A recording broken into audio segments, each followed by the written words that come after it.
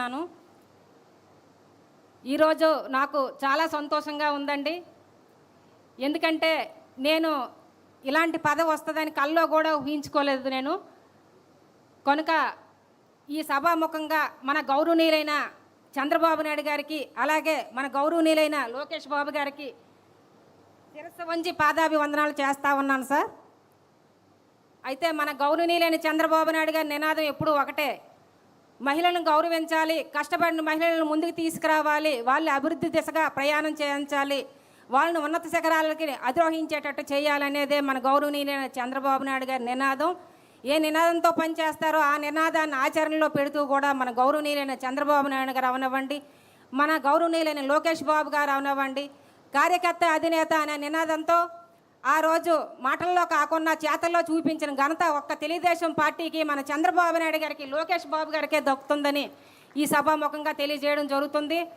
అంతేకాకుండా ఒక సామాన్య కార్యకర్తగా ఉన్న స్థానం నుంచి ఉన్నతమైన స్థానానికి తీసుకొచ్చిన ఘనత కూడా ఒక తెలుగుదేశం పార్టీకి, చంద్రబాబు నాయుడు గారికి, మన లోకేష్ బాబు గారికే దక్కుతుందని కూడా తెలియజేయడం జరుగుతుంది.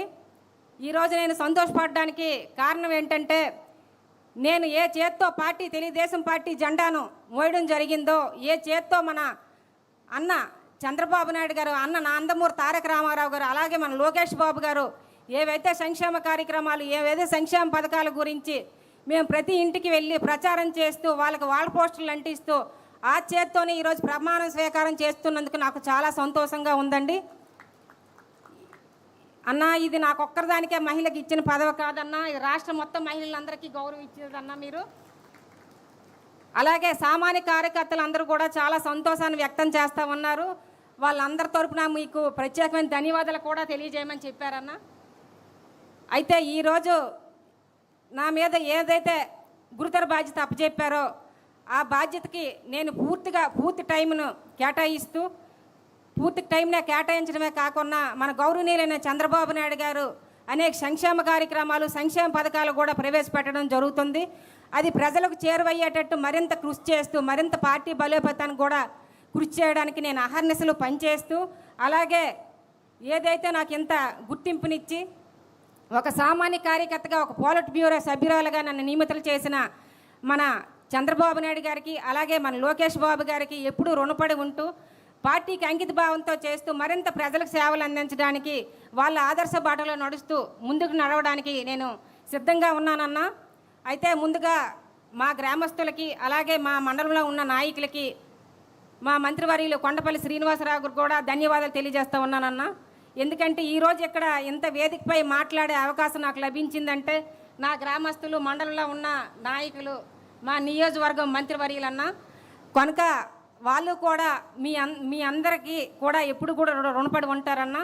ఎందుకంటే ఇంత చక్కని అవకాశం ఇచ్చినందుకు మరొక్కసారి మీకు ధన్యవాదాలు తెలుపుకుంటూ, వేదికపై ఉన్న పెద్దలందరికీ పేరు పేరున ధన్యవాదాలు తెలుపుకుంటూ, ఇక్కడికి విచ్చేసిన పెద్దలందరికీ ధన్యవాదాలు తెలుపుకుంటూ సెలవు తీసుకుంటున్నాను. జై తెలుగుదేశం, జై చంద్రబాబు నాయుడు గారు, జై నారా లోకేష్ అన్న.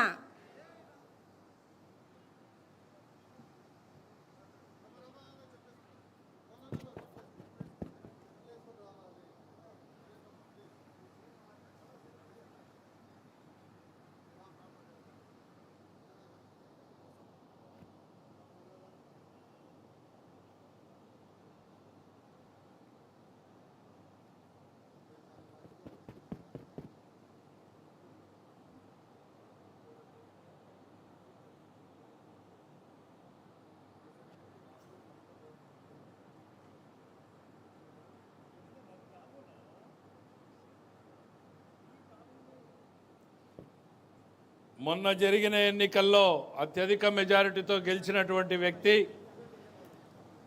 తెలుగుదేశం పార్టీ రాష్ట్ర అధ్యక్షులు